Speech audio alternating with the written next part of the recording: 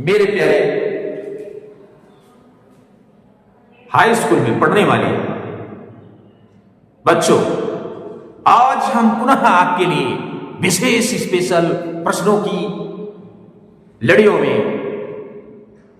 एक और प्रश्न आपके लिए लाए हैं और इसको विशेष गौर से समझिए और अपनी अभ्यास पुस्तिका पर उसको लिखकर अभ्यास करने की कोशिश करिए, जिससे आपको इसको समझने में दिक्कत ना हो। आइए देखते हैं प्रश्न क्या है।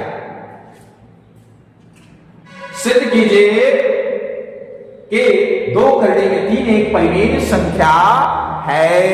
यह सिद्ध करने वाला प्रश्न है और इसने बोला है कि 2 करने 3 एक पर अपरिमेय संख्या है। तो ऐसे सवालों को हम प्रश्नों को हम जस्ट उल्टा मान के इसको सिद्ध करते हैं। क्या एक पर अपरिमेय बोलता है तो आप इसको मान लीजिए, माना हल डालिए, देखिए माना 2 करने में 3 एक परिमेय संख्या है ना। तो अब परिमेय संख्या आपको पता है p बाई क्यू के रूप की होती है, a बाई b के रूप की होती है, बटा में होती है ना।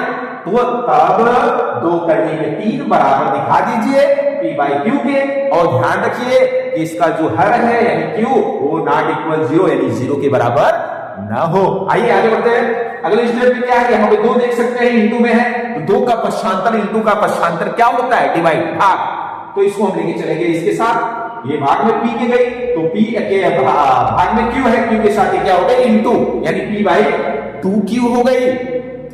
अब चूंकि यहां पता है क्या, ये जो राइट साइड है p बटा 2 यानी 2q, इनमें p है, q है और 2, ये तीनों नंबर्स क्या है, पूर्णांक संख्याएं हैं। और पूर्णांक संख्याओं से बनी p बाई q स्वरूप की रचनाएं क्या होती है, परिमेय होती है। इसलिए p बाई q यानी p बाई 2q एक परिमेय संख्या है। अब जब ये परिमेय है इसके बराबर में ये है, इसलिए करने में 3 भी एक परिमेय संख्या होगी।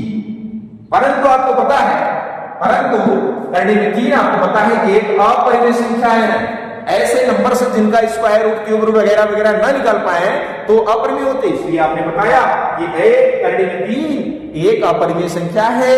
इसलिए करने में 3 के साथ संबंधित यानी 2 करने में 3 भी क्या होगी, अपरिमेय संख्या होगी। इस तरीके से आपका एक प्रश्न सिद्ध होता है। चलते हैं फिर अगले वीडियो मिलते हैं। जय हिंद।